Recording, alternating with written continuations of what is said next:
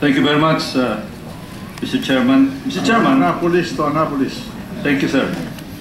I was a little reluctant to stand up for fear of being accused of being biased, considering that we come from the same party and we come from the same service academy, the United States Naval Academy at Annapolis. But I cannot help, because to my mind, the nominee is representative of a new leadership in our country. I was looking at his biography and I was startled to find out that he was born on May 28, 1966, almost exactly on the same day that this representation was told that I made it, I passed the entrance to the U.S. Naval Academy. That's the generational gap that I'm talking about. I'm also looking at the history of the Department of Transportation and Communications and the previous secretaries. We had an Army general, we had an airline pilot, then we had a police general, a public works man, and of course a very distinguished investment banker, and now a Navy man.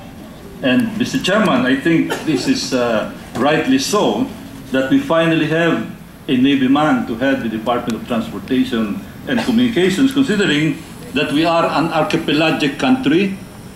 Most of our territory is water, and we are connected to the rest of the world by water.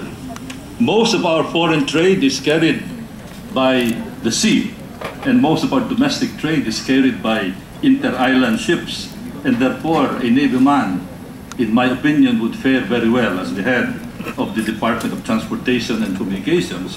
Not to mention the fact that he has a background tempered by his knowledge of the law and by his political background.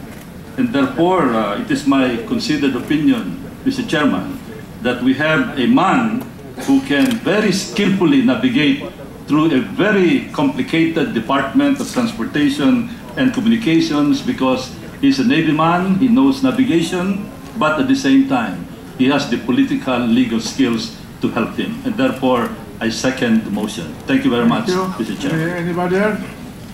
So now, there being no objection, and considering the fact that there is a unanimous decision of the chamber to confirm the nomination of the nominee to the position of Secretary of the Department of Transportation and Communication, the Chair hereby gives its hereby declares that the Commission hereby gives its consent to the appointment of the Honorable Joseph Emilio Aguinaldo Abaya as Secretary of the Department of Transportation and Communication. So ordered.